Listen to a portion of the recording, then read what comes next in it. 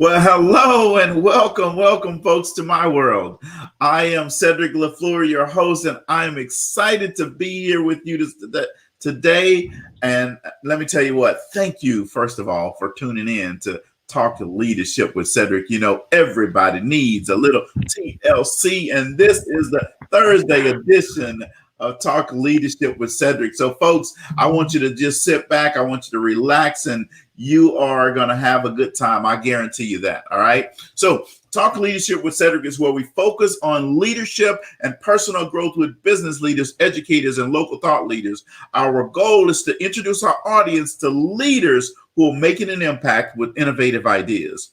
You know, our guiding leadership principle is the law of contribution, which says, growing yourself enables you to grow others. See, you can't give what you don't have. So first you must grow yourself in order to grow others. Now, we believe that outstanding leaders like yourself will help us to help others. So tonight, folks, tonight, we have another dynamic leader with us in studio. Now, you know, I always like to do a proper introduction of our guests. So let me properly introduce to you our guest for this evening.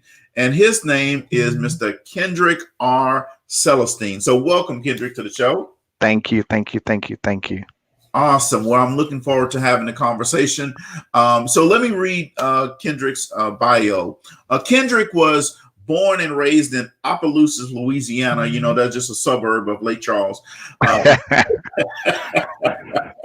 He matriculated through the public school system and graduated high school in 2009 from the Magnet Academy of Cultural Arts. Each person that attended MACA had to have a area of study in the arts, and Kendrick's was music. He was reared in the church. He accepted Christ in his life early on, and he was baptized at the young age of 5 years old, folks. So he knows Jesus Christ very well. And then his new journey became significant and start growing. Kendrick always knew something was different about himself. He never looked at things the same way other people did. Right. One of his favorite scriptures is Hosea 4:6. And it says, my people are destroyed because they are not learned. You were not willing to learn, so I am not willing to have you be my leader. Now, I absolutely love that, right? Now, as he got older, God begins to use him to teach and to mentor other people. Kendrick's teaching style is unique because it is always relevant to get the attention of the audience, right? Regardless of it was the word, math, craft, music, it was made clear so that the hearer could understand. Like everyone else, Kendrick ran into obstacles and hurdles in his life. He was in and out of college, but one thing remained the same. He was determined to finish what he started. Now, Kendrick is a recent graduate, 2021 graduate of McNeese State University. Congratulations. Thank you. And with his associates of general studies, concentrating in fine arts, music performance. He is slated to return to school for his bachelor's degree and continue gaining knowledge until he can be called Dr. C. I love that. The motto reflects the words of Buzz Lightyear. All right, Buzz Lightyear. Infinity and beyond. Yeah. I'm going to say that again. Infinity and beyond. So welcome, Kendrick, to the show. Thank you for having me. Yeah, absolutely. I'm excited to have this conversation with you. Kendrick, I read your bio and gave people a little bit of background on you, but your story is personal to you. So tell our audience, from your perspective, your journey to leadership, and how do you get to where you are today? It's funny. I tell people things are intentional. God does things so intentional, and it's not that it's by happenstance we meet people or we have conversations. But I was actually sharing with some of my coworkers on this week. We were talking about leadership, and it's like, well, how it's like your baby leadership. I'm like, no, no, no, no. I'm just, a person with a lot of knowledge and wisdom. But I was sharing with them, I said it's funny because a lot of my characteristic traits started when I was young because, all through elementary school, middle school, and high school as well, I was always in some sort of leadership capacity or in a leadership organization, whether it was Beta, 4-H, student government. I was always in something.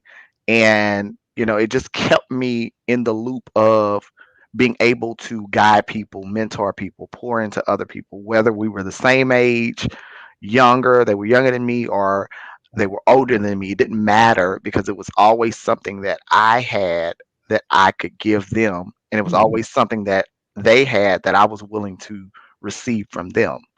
So, and then I started my journey here in Lake Charles in 2009, quickly after I graduated high school. I graduated May 15th of 2009, and June 1st of 2009, I actually started college. And I find it very funny because, I tell everybody I probably should have did things a little different, but I was so anxious to get to freedom. I won't lie to anybody. I was really anxious and excited to be able to be free, be an adult. I could do what I want. I could stay up as late as I want, come home as late as I want, and not have to be constrained to, the rules of my parents. Right. Um, but I look back, I will tell anybody, I look back and I'm like, whoo, I really wish I would have done some of those things differently. But nevertheless, I'm here today, 12 years later, in Lake Charles. That I'm still here. I love it. And even at my job, I still have the opportunity to pour into people, mentor young people as well, um, and just make our community great, basically. Yeah. Well, that's awesome. And we all rush to try to get to that freedom that's out there, right? We don't even know what it is, but we just know it's just something that's there. It's fun. That's the thing. Yeah. And then as we get older, we going, man, I wish I could go back to that lockdown. I tell people all the time, can I be a child again where I don't have adult bills? I just don't want to. Yes. So you recently graduated, like we said in your bio, Yes. from McNeese with Yes. your associate's degree. What made you decide to jump back into school? It's actually funny, people had been asking me, telling me you really need to go back to school. Even my mentor and his wife, they had been like, Kendrick, you need to go back to school. I'm like, I don't have the vibe for it no more. That's a thing of the past. I don't want to do it. And it was funny because when I turned 30 in November of last year, God basically put on my heart, he's like, I want you to go back to school. I'm like, I don't want to go back to school, God. I'm done with this. And I reached out to my advisor at McNeese, and she emailed me back a few weeks later, and she was like, hey, you really only have 3 classes you need to take. Okay. It's like, take these 3 classes. Here's your graduation application. Fill it out. Send it back to me. Graduate and move on. Go ahead to your next step. If you choose to go further and get your bachelor's, or if you just want your associates just to have it under your belt, do it. And I applied. Now this is one of the things that I say. I wish I would have known better when I was in school. Mm-hmm. I probably should not have left my 3 writing enriched courses to the end Yeah. because I don't like to write. I am a math person. I'm a STEM person. I'm a STEM student. I don't like writing. I'm a phenomenal writer. I can write, but it's not my preference. Um, but it's funny because I actually, like I said, I did those 3 classes, and I was very strategic in how I did it because I was still working full time. Mm. And and I know a lot of people do it. They work full time, they go to school full time. Thank God I'm not married, not thank God in a bad way, but I'm single. I'm single, I have no kids, I have no additional responsibilities outside of my own personal self and work, really. In church. That's really it. That's the only three things that I have responsibilities in right now. So I had, timing was very constrained, but I was able to do it. I took those three classes online. I actually did four classes. I was full time, so I did 12-hour load, 40 hours a week at work. Um, we had just started back going to church, um, a- and I made it. I'm here to say I made it, but it was amazing to see how I had to structure things. I actually took two of those classes in 7 weeks. Oh, wow. I had one class that was for the full semester. Two of those classes were for the first 7 weeks of this past spring semester, and my last class, which was my English class, was my last 7 week course. And I functioning off of about 5 to 6 hours of sleep every day, but I did it. I was telling my friends and coworkers that my sleep pattern is so messed up, and it's always been like that for a while. But I literally go to sleep about 11:30, 12, midnight every day, and I'm up in between 5 to 6 every morning.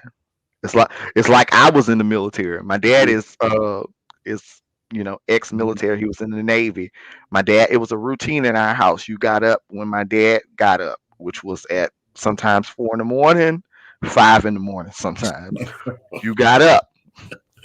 I used to fuss because um church didn't start till 11 when I was living there, but he would wake us up at like 5 in the morning, and we had to get up, shower, brush our teeth, prepare ourselves, eat breakfast, and we'd just be sitting there for like 2 hours, just looking at each other like, what are we gonna do? Like, what are we doing for these 2 hours? And we had to wait. So when he was ready to go, everybody was ready. He didn't have to wait because he would leave us. My dad would leave us. So, And there was gonna be uh, a problem if you got left behind. yes, you got the smoke when he got home from church. So, but I'm glad those type of responsibilities and you know things were instilled in me at a young age because it taught me structure as an adult. So, till today, I can stay up till 4 in the morning. I know I got to be to work for 7:30. I Mhm. am wide awake before 7:30. I might get up at 7, but I'm awake, I'm dressed, and I'm at work for 7:30. I might Okay. not be I might not be nice in the morning.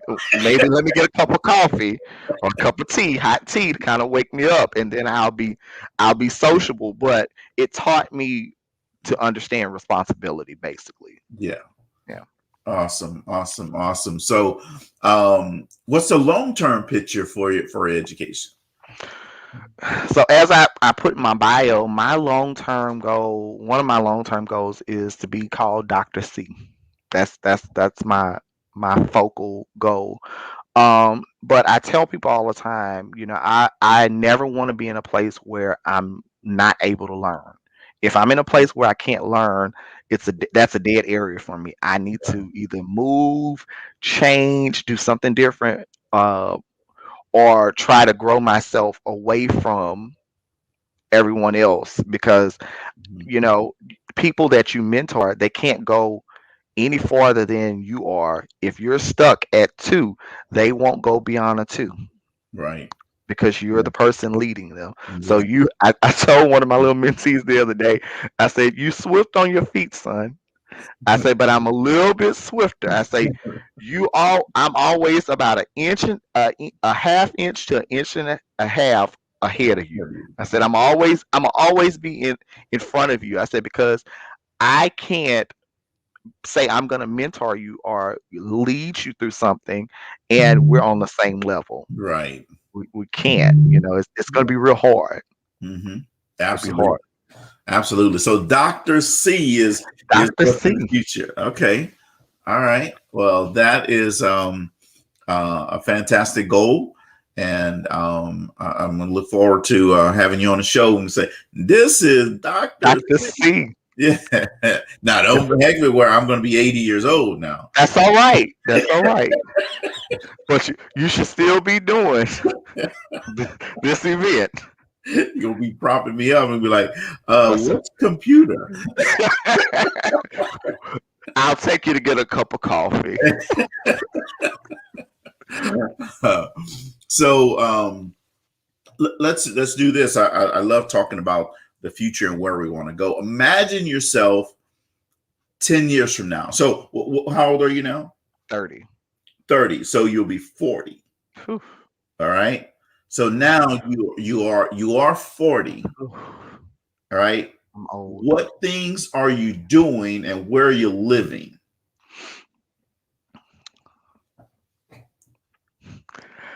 At 40, one of the things that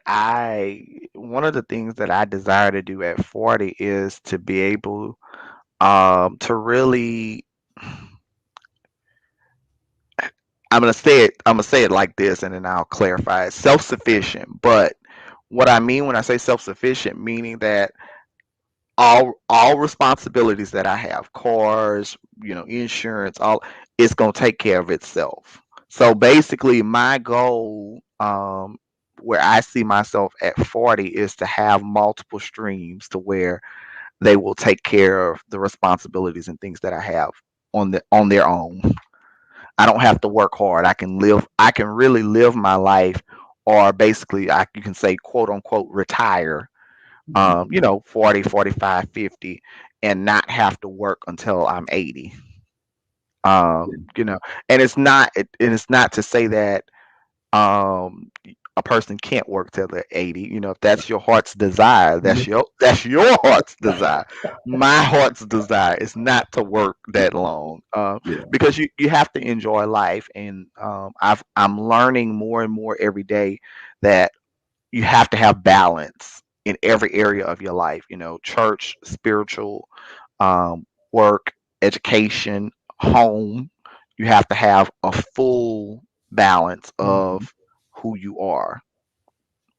Absolutely. Yeah. Well, um, I agree with the concept of retiring early so you can go do the things that you want to do, right? Yeah. There's nothing wrong with people that want to work until they're 85, 90, whatever. That's good for them. Yeah. But I just love being able to say, you know what, today I want to do this or I want to do that, and then you just be able to do it. And I say, well, I can because I got to go work here. I got to go work. Yeah. Yeah. Yeah. It's so much better. Listen, I tell people all the time, I said, I will not be tied down. Exactly. No, no, no, no, no. Yes. Life is so much better when you're on the beach. Yes. Yes. I have a few of those planned.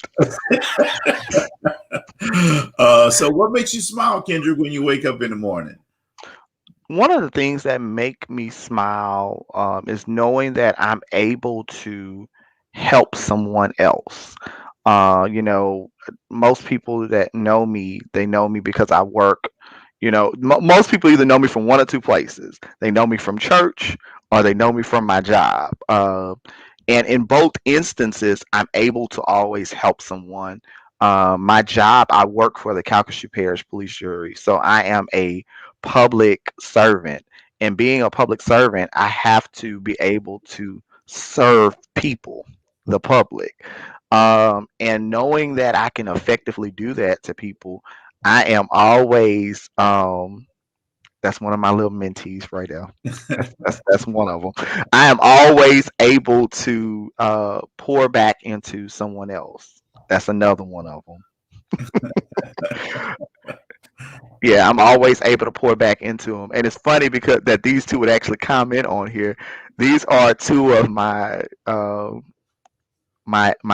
men of Southwest Louisiana that I pour into on a very daily basis, and love them dearly. And I really, that's the thing. We're supposed to pour into young men and young women so that they can be our future leaders. And if we Right. don't shape them and pour into them, um, we're going to be in for a rude awakening in the future. Absolutely. And we know that because the data tells us that young people that have a mentor Hmm. are, if they're still in school, in like high school or middle school or anything like this, they are 52% less likely to skip a day of school. Hmm. They are 37% less likely to skip class. Hmm. And they are 130% more likely to become a leader themselves if they had a mentor. Let me make you laugh. When I first started at McNeese, I didn't have my mentor that I have currently. I didn't have him in place, so that's why I fell through the cracks Uh, of going to class and really staying involved in school. I knew my mentor at that time and was very I was close with him, but I wasn't as close with him as I am now. Now I'm people see him, they see me, and it's bad because they call me him and they call him me. uh, So, to really have someone that's in your corner all the time, it really does help keep you encouraged, keep you motivated, and it actually does keep you afloat. As I tell people, it keeps you above water, it keeps you moving. Absolutely. So yeah, you were spending too much time in that ranch in that student union over there. I wasn't that sociable. I really wasn't, but I had my Okay. places that I would socialize. Okay.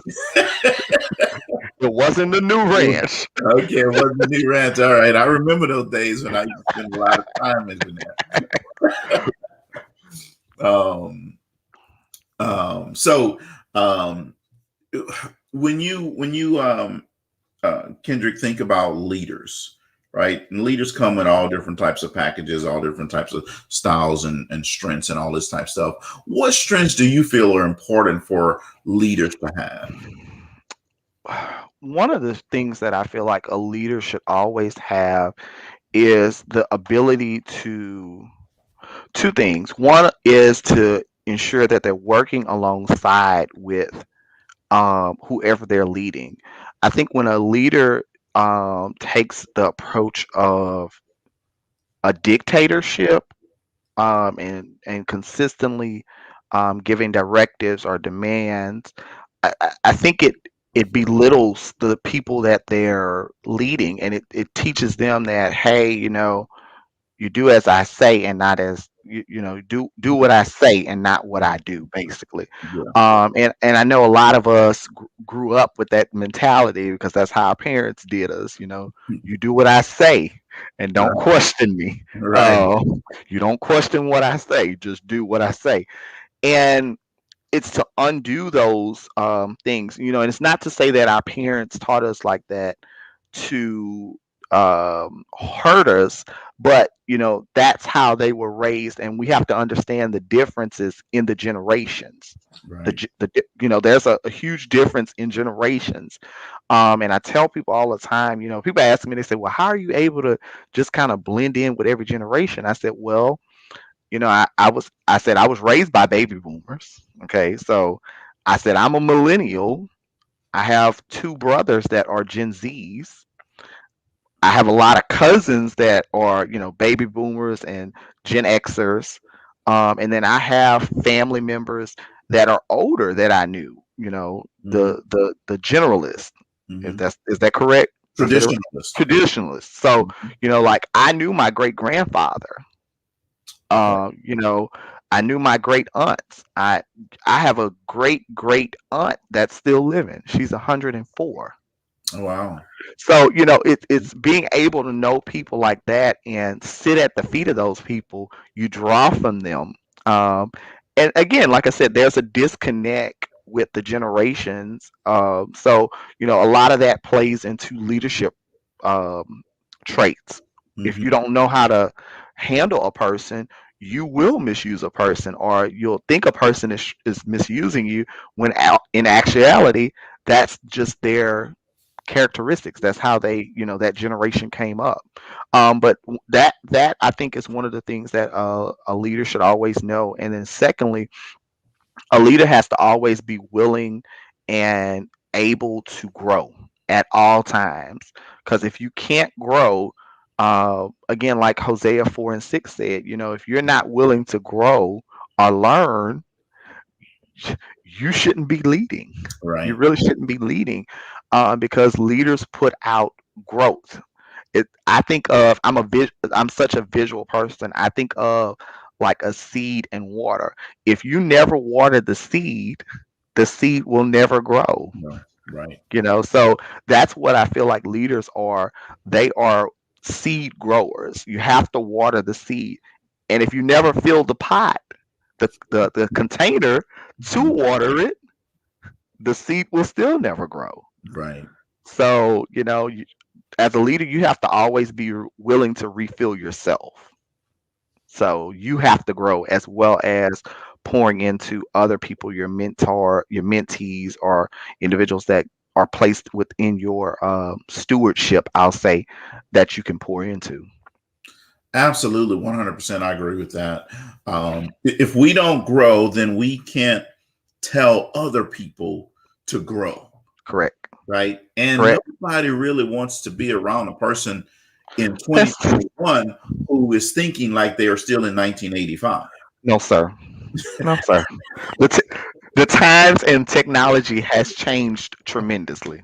Yes, absolutely. It's amazing when I hear people say, I don't have time to grow right now. I don't have time to, they won't say I don't have time to grow. They'll say, I don't have time to go to take this class or read this book or no, you can't afford not to do that. You might want to grow. Yeah, You might want to grow. exactly. Yeah. Uh, Yeah. so, if you could go back, Kendrick, and change something about your life journey, what would it be and why? It's funny because that's actually one of the things that I actually think about on a regular basis. I'm like, ooh, what if I would have? Because I tell people all the time, it was never my intention to come to Lake Charles. Never ever, not in a million years. It was not my desire to come to Lake Charles. I said I actually wanted to go to LSU. You Okay. know, um, Well, and hold on a second. I want to tell you. So when you leave Opelousas and you go I-10 West, you're going to Lake Charles. I know Baton Rouge is I-10 East. I got a little confused. I did. I got real confused. And you see, and I wouldn't even went all the way to I-10. I would have took 190 west. Okay. I wouldn't even went that far because I would have probably got stuck in Lafayette at Yeah. UL. Mm-mm. And I laugh about it because I think that was one of the things that if I could go back, I would really change. And I think that's why, I'm in the industry or, occupation that I'm in because I'm able to do what I didn't get. One of the things that I did not get was someone to be able to pour into me and guide me through the process of what what was to come as an adult. Because of, I came from a two parent home. Of course, my parents did the absolute best that they could do for us, and I applaud them both for that. Um, but I think there was still some things that was not within their strengths as parents. Their professions were, my mother was a seamstress and my father was a machinist. And here you have a STEM student. Yeah. Okay. You know, Yeah. it's two absolutely different things. And how do you take that child and cultivate that child so that that child can uh, be the best that God has created him to be? I think back to something I did as a child, and my mom, like, she threatened me. She's like, "You don't put it back together, we gonna have a problem." And that's how I knew I was a STEM kid. I literally took apart my mom's computer. I mean, like piece by piece. I was probably about 12 or 13. Oh, Took it apart completely. Wires, everything. Everything everywhere on the floor. She come in the house and she started, it would have been a funeral. She was like, "You got all of about 30 minutes to put my computer back together, and it better work. It better work." And I'm here to say I was able to put it back together and it worked. So I'm still yet alive. But that's one of the things I think that if I could go back in time and change, it's to ensure that young people that are coming out of high school or even middle school, elementary, middle school, and high school, that you start training them and pouring into them. When you see their strengths or their strong points of what they are able to do, start pouring into those things and cultivating those things so that when they get older, they're able to grow. They're able to just like catapult into that stuff. Um, because if I would have been poured into more as a techie person at that young of an age, I could be the next Steve. I could have been the next Steve Jobs. yeah. You know, but that wasn't something that I was cultivated around, and a lot of things. There's a lot of moving factors in that. The area that I came from, Opelousas is, I'm not going to say it's a poverty area, but there's a lot of poverty in that area. Not many people had computers. That was the first thing. To even have a computer, you high class, you Yeah. quality. Oh, That's those good people, stuff. yeah, they got pewters. They rich. you know, they rich. They still have farms and crops out there. Mhm. It all of that plays a lot into the roles. A lot of my family members never went past high school. I have some that completed high school. I have some that has not completed high school. I have some that started college and some that didn't even consider going to college. So all of those things play a role in what happens with a person. But it's if a person can see what another person has, you know designed inside of them, and you're willing to take it and help that person cultivate what's inside of them. Now you're building a leader for the future. Future. Yeah. Yeah. So I'm going to do a follow up question on that, Uh-huh. on what you just said, as I really like that. But what was it that helped make you thrive even in that environment? Meaning, You- Go meaning, ahead. all right. So you grew up in Opelousas, and Mhm. there was, you didn't have that STEM person. You didn't have, certain things that maybe you didn't have. What Right. made you still? Um, what inspired you and gave you still the inspiration that To there's pers- something else to out pers- there? to pursue it. Yeah. So that was the funny thing. When I moved here to Lake Charles, that was my major. I was actually in math and computer science. I was double majoring. And I was like, yeah, I got this. I got this. I'm good in math. I'm like, I can put these numbers together. I can do these algebraic equations in my head. But when I hit calculus one, Mhm. that's when we had a problem. It was like, Houston, we have a problem now. And I thought I was the next best thing on the side of sliced bread. When I got in my computer science class, I was like, ooh, y'all talking a language that I just can't comprehend right now. This is too much for me. I wasn't prepared for that. Mhm. And I changed majors, went to music, and basically the same thing happened. But what kept me motivated and connected to all of that, at my church, when they found out I had tech skills, it was all over. They was like, "Come on, we need your help." I basically became like that tech person for my church. Same thing when I got to my job at the police jury. They found out I had tech skills. They said, "Come here, we need you." I am now the tech contact for our whole department, about 100 something people. I'm that person that they call, and you know I think those are the types of things that kind of kept me connected, and it kept me, interested and involved in it, to the point where, and I don't think I would go back to school and get my computer science degree, because there's an easier route to do it now. You Mhm. don't have to get the degree for computer science as long as you have the certifications. Yeah. So, I'm actually in process of looking at doing my first certification, which is the A+ certification. Get that out of the way, because it's already what I'm doing. It's the basic tech stuff, troubleshooting. Oh, my printer not working. Is it plugged in? Yeah. Is it plugged to the power? Oh, it's not. It's fixed. Yeah. That's $200 right there. Exactly. It's little things like that, I think, that has kept me intertwined and interlinked with um, the the giftings and skills that I have. Just being able to do that type of stuff, it has kept my passion and my love for it alive. Wow, that's awesome. Absolutely love that. And what I also like about what you're talking about here, Kendrick, is that there are a lot of students Hmm. that come from different backgrounds and all this type of stuff, and they may not have this, that, or the other, but they let it get them down, Right.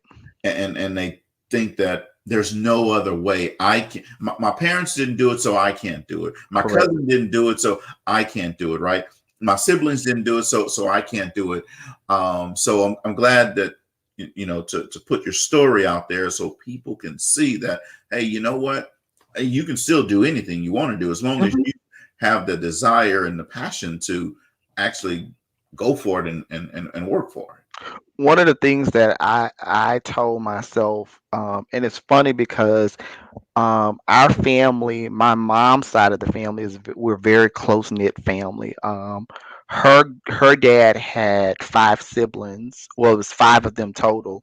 And I want to say in at least two of those families, there's at least one person that has a doctorate in each one of those families. So, and in my family, my immediate family, with me and my first cousins, none of us do. So I said, I'm going to be the trendsetter.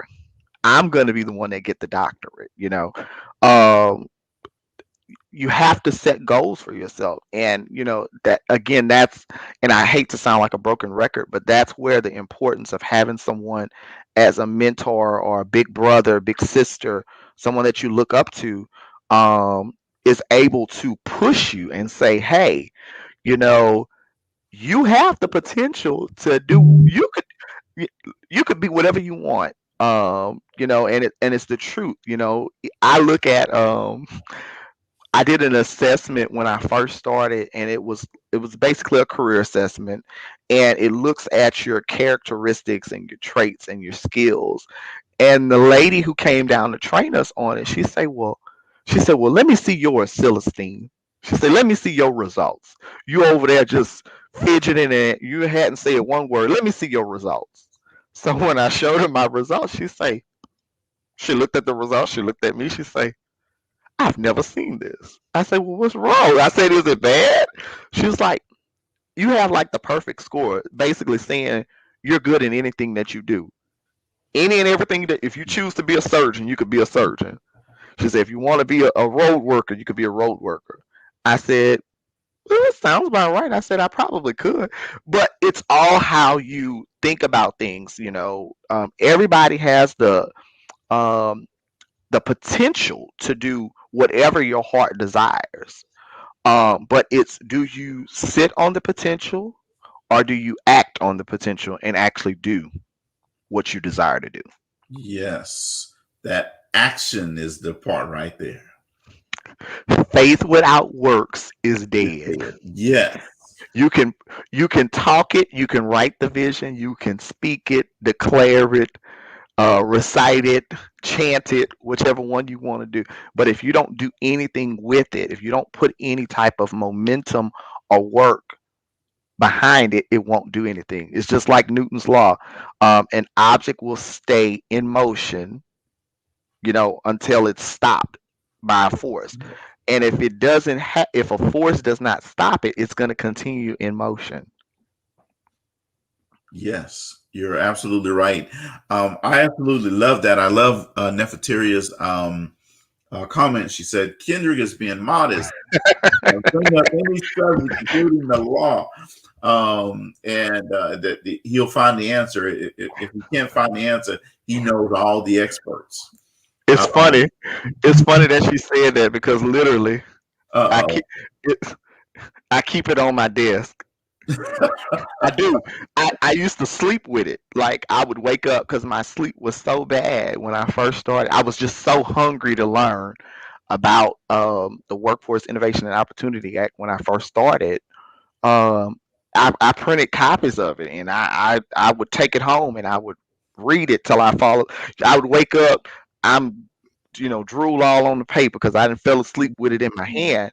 Um, to the point where now they'll ask me something. I'm like, oh, it's under 20 CFR section 683.410 part B.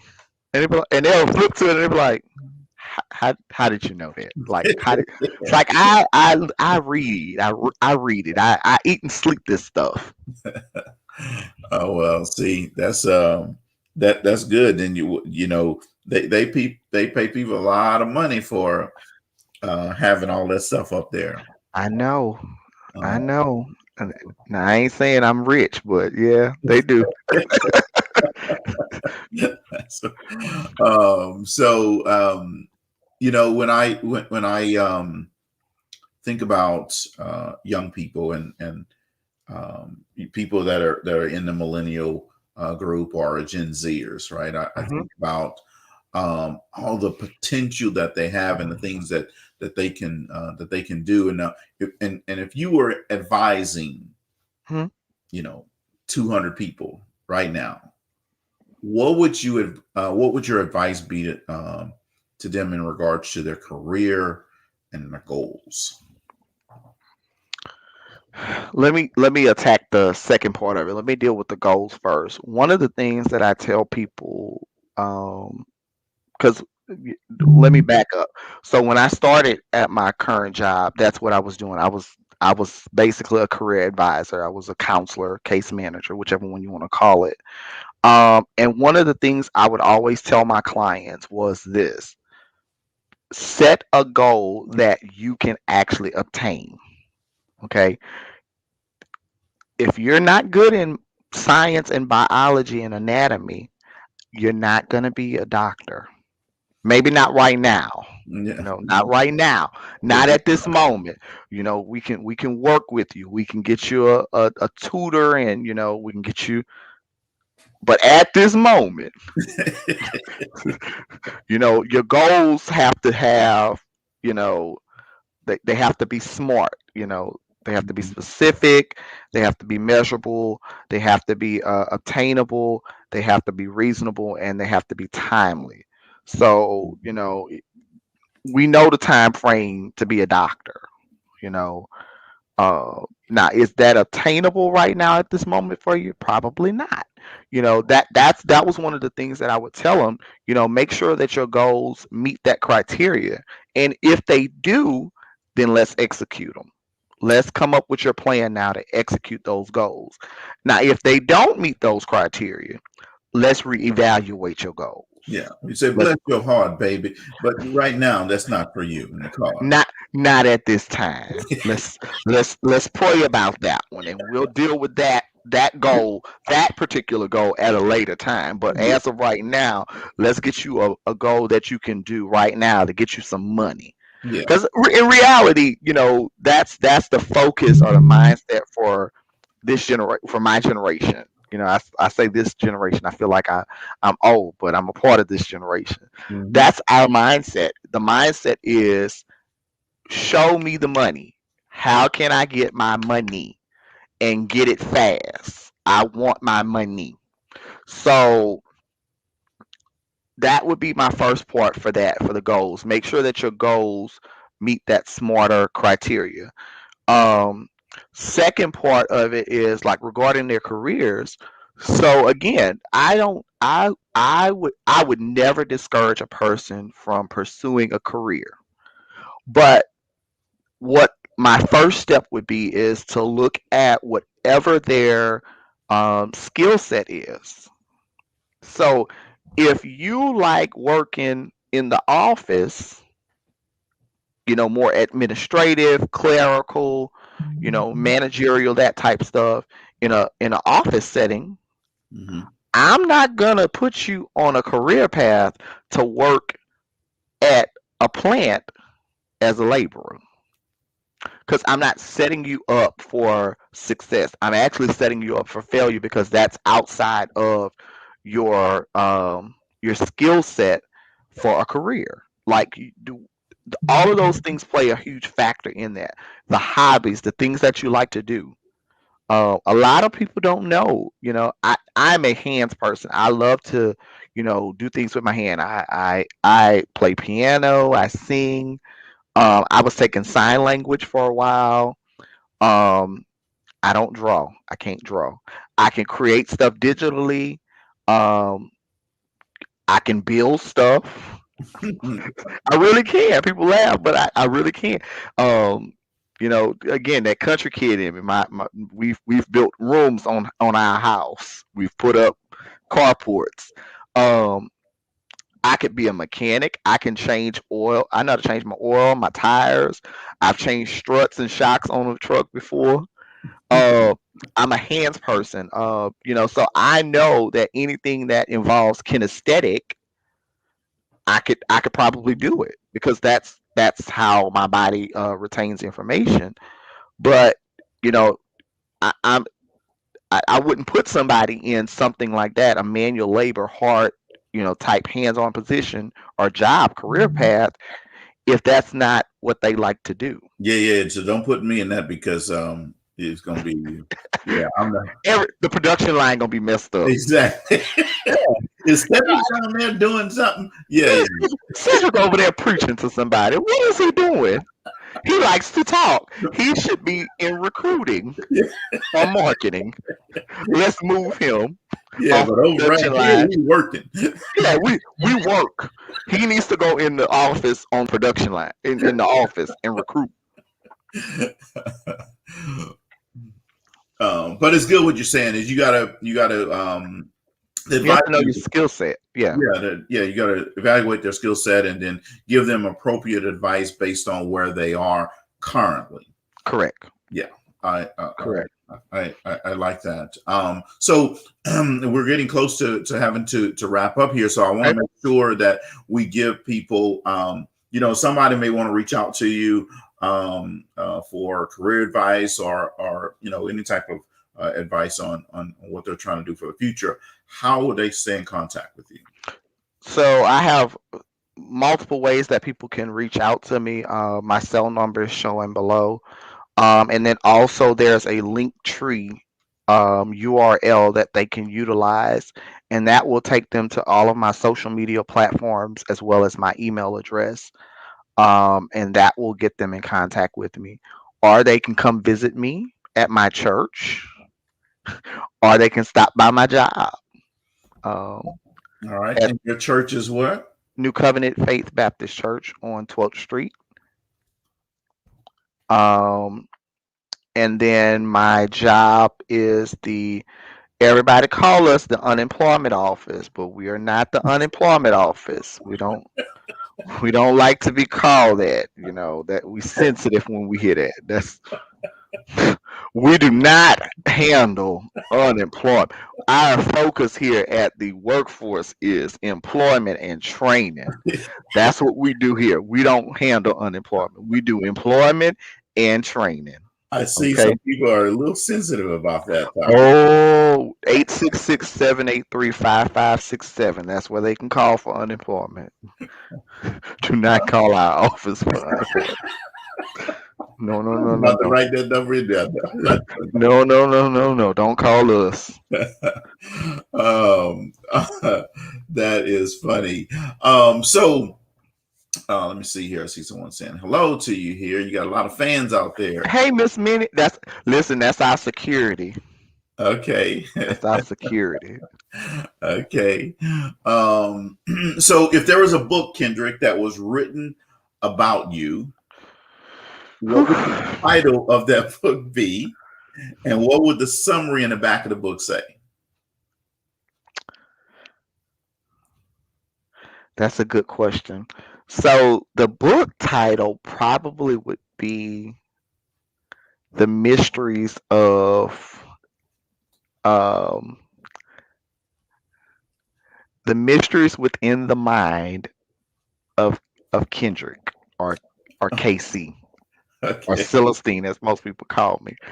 Um and the summary would basically just summarize, how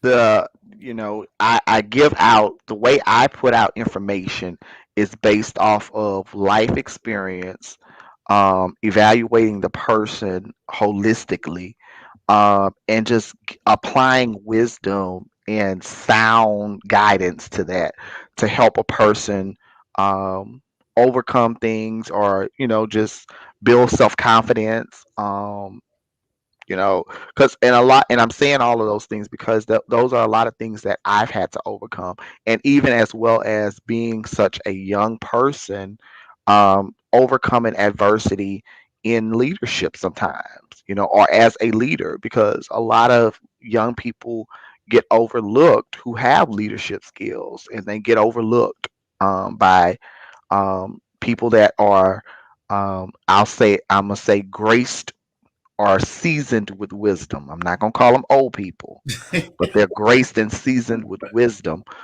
because, you know, they may look at it and say, oh, they have tattoos, or they got multiple piercings, oh, they're not doing things the way we do it. They so technology driven. They wanna bring flat screen TVs and iPads and all of that stuff in.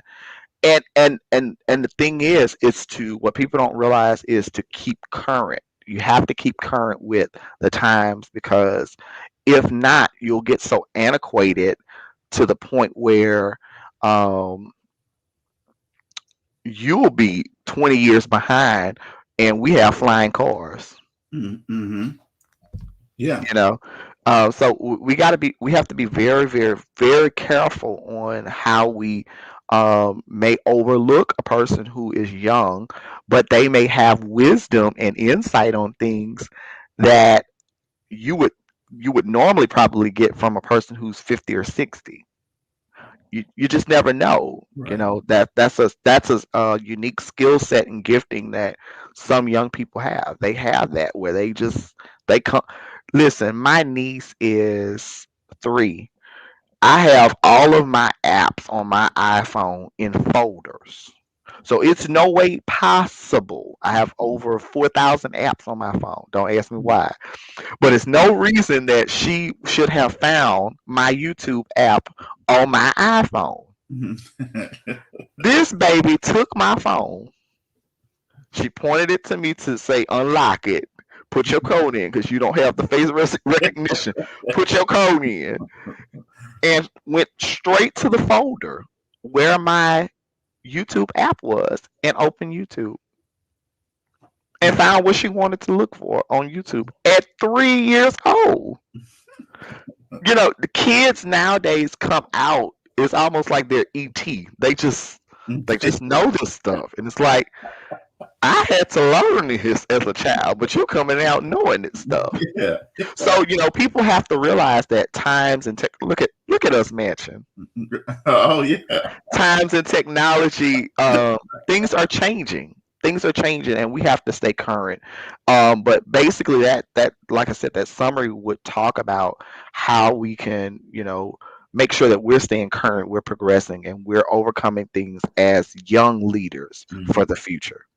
Absolutely. I agree with you wholeheartedly. So Kendrick said, look at us matching. He's talking about this armband that says, put a little extra in your life. Folks, the only difference between ordinary and extraordinary is the word extra. The only difference between hot water and boiling water is 1 degree. You see, at 211 degrees, water is hot. At 212 degrees, water boils. With boiling water comes steam. With steam, you can power a train. The only difference between a person winning and a person not winning is belief. The only difference between a person reaching their full potential and not reaching their full potential is desire.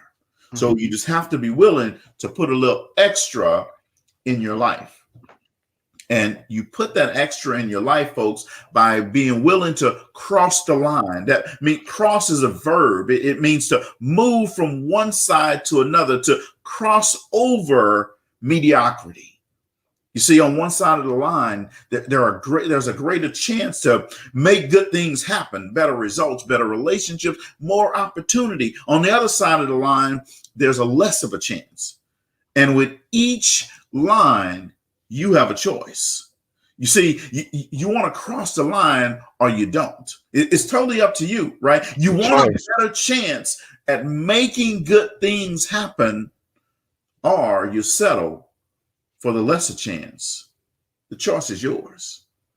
I always say, put a little extra in your life. So I want to thank you, Kendrick, for coming on the show. Absolutely. It's been a pleasure. Awesome. And I see your friend, Miss Minnie Smith, says she wants one of those armbands. So I'll make sure that next time I see Kendrick, I'll get him an armband and he can get it to you. I got you, Miss Minnie. I got you. I also want to thank the audience for tuning in tonight. And let me tell you what, folks, somebody may need to hear Kendrick's message. So what I'm going to ask you to do is, while you're sitting here listening to this, just go ahead and click that. There's a button that says share. Just click share and send it on out there into the ethernet. And there's going to be somebody in your life that's going to be blessed by hearing Kendrick's message today. So that's how you can help us. Just share the message. Just click share and then just go on about your day. You don't have to worry about it, because it's going to go and it's going to do what it's going to do. It's going to do what it's due. So thank you again for tuning in. And remember, folks, what I tell you, or actually before we go, so Kendrick's information is in the comments. So his cell phone number is there. His link tree is there. You want to reach out to him. That's all in the comments. All you have to do is click. We're on July 10th, folks. We are having our next Investing 101 Masterclass, the steps to $1 million. This masterclass, we do it every month. There's a no charge thing. It just costs you 2 hours of your time on a Saturday morning. We teach you how to invest, how to grow your money, how to have explosive growth in your finances. So we don't sell you anything. We just teach you a whole lot of stuff. So click on the link and register for the event. If you know someone that needs it, share it with them and let them click on the link and register for the event. So Kendrick, then the link is right there. Click on it and come to that event. When you leave that event, you're going to know how to invest, how to buy a mutual fund, how to buy a stock, how to read a prospectus statement, all the things that you need to know on investing. You're going to get that in that class, folks. So take the time to do that. And as I always tell you, this is the last thing I leave you with. If you're not at the table, you're on the menu. And don't be on the menu. Thank you guys and have a good evening.